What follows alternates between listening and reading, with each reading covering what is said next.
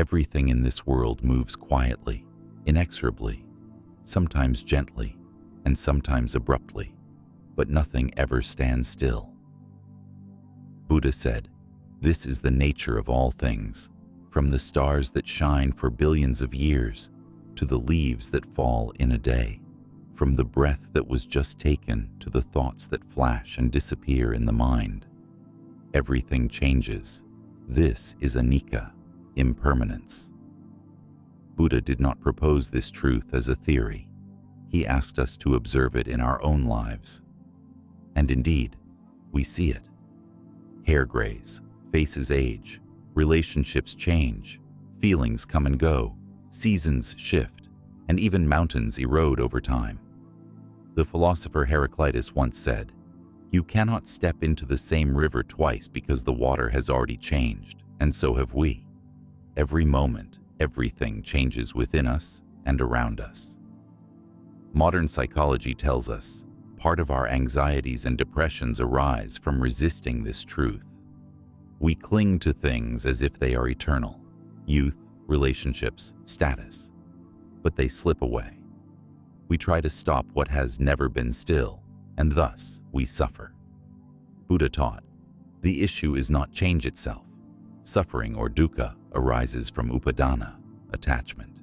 We cling to what melts away in our hands, trusting things as if they won't change, even though deep down, we know everything passes.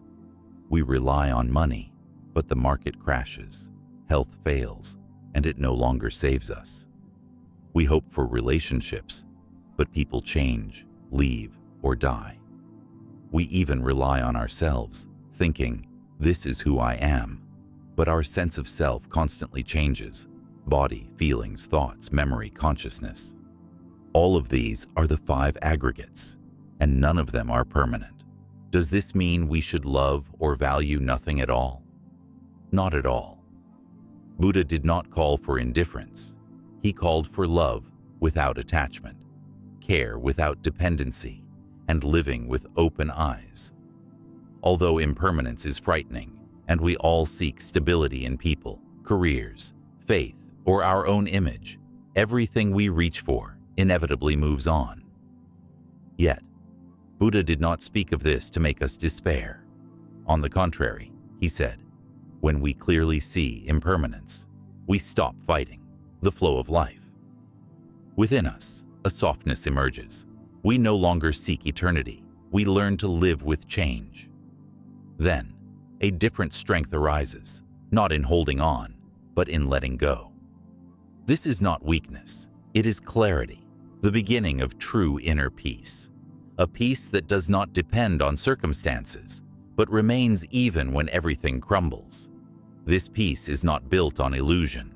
In a world where nothing is eternal, we need not more control, but more understanding.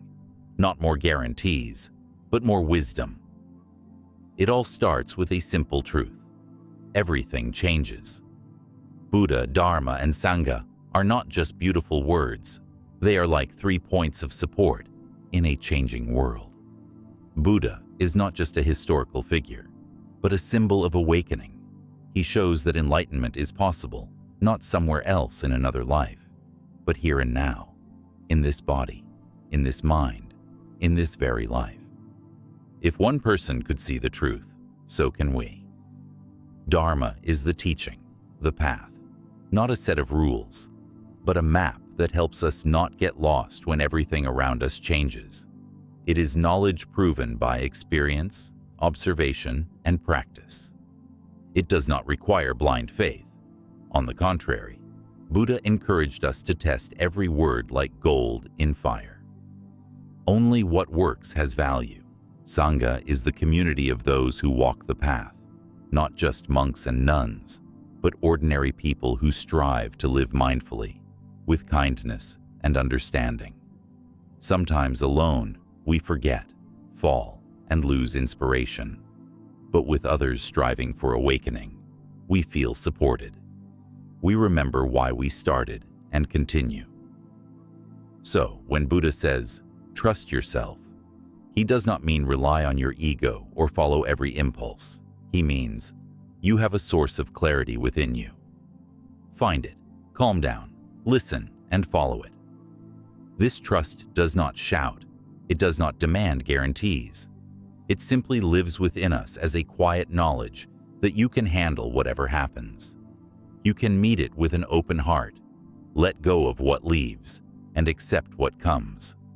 Imagine walking on a forest path. Sometimes the road is clear, the light filters through the leaves, and you know exactly where to go. Other times, everything is shrouded in fog, nothing is visible, and you can only take one step at a time, blindly. Life is often like this. We do not know what tomorrow will bring, and we do not see the whole picture, but we have an inner compass, intuition, wisdom, breath. If we stop, listen, and do not rush, a direction emerges. Buddha did not give ready-made answers. He did not say, "Do this and you will be happy." He said, "Observe, notice, explore, see how the mind works."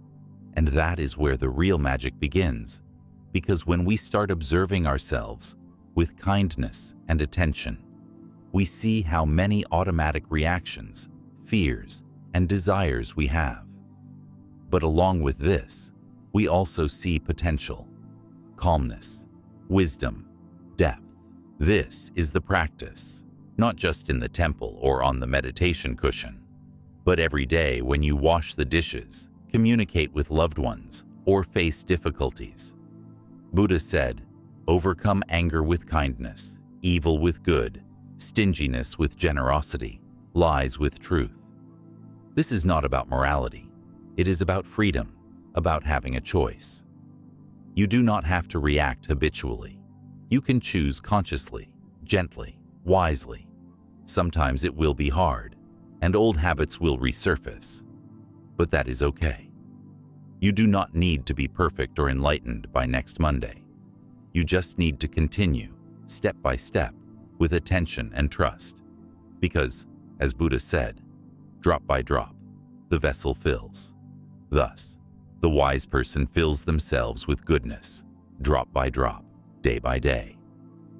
You walk day by day, sometimes with inspiration, sometimes with fatigue, but you continue, not because you have to, but because an inner stillness emerges, a stillness that was previously drowned out by the noise of thoughts, anxieties, and rush.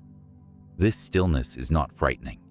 It is like a mountain lake, deep, transparent, calm. You begin to see your reflection in it, without masks, without roles, just you. This is one of the greatest freedoms. When you no longer try to appear a certain way, you simply are, and that is enough. You start to notice how the world around you changes. People do not become different, but you see them differently. Where there was once irritation, there is now compassion. Where there was fear, there is gentle resolve. Where there was control, there is trust. You have understood that everything passes, everything changes, everything flows, and in this flow, there is peace, because you no longer try to stop it. You simply learn to go with it, with open eyes, a kind heart, and respect for what is happening. At some point, you realize, yes, life still has difficulties, but inside, there is more light, more clarity, more warm, steady calmness. This is the fruit of practice, not external success or perfect circumstances, but an inner world that does not depend on what happens outside. Buddha said, "A calm mind is like a star reflected in water. It is clear, but not grasped. It reflects, but is not lost in the reflection." You understand that being a Buddhist is not about a label. It is about how you live, how you see, how you love, how you walk. You walk not with a desire to escape pain, but with a desire to understand, not with an attempt to control everything, but with a readiness to accept. This is the maturation of the soul, not a struggle with life, but a cooperation with it.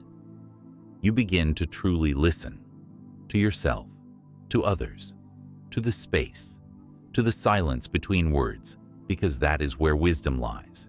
In that pause between inhale and exhale, true understanding emerges. Then comes compassion. It is not loud or pompous. It is quiet, like the morning mist.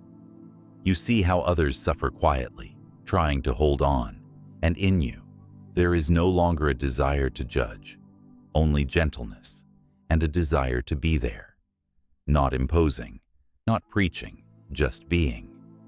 Buddha said, "You do not have to light up the whole world, but you can be a lamp for one person."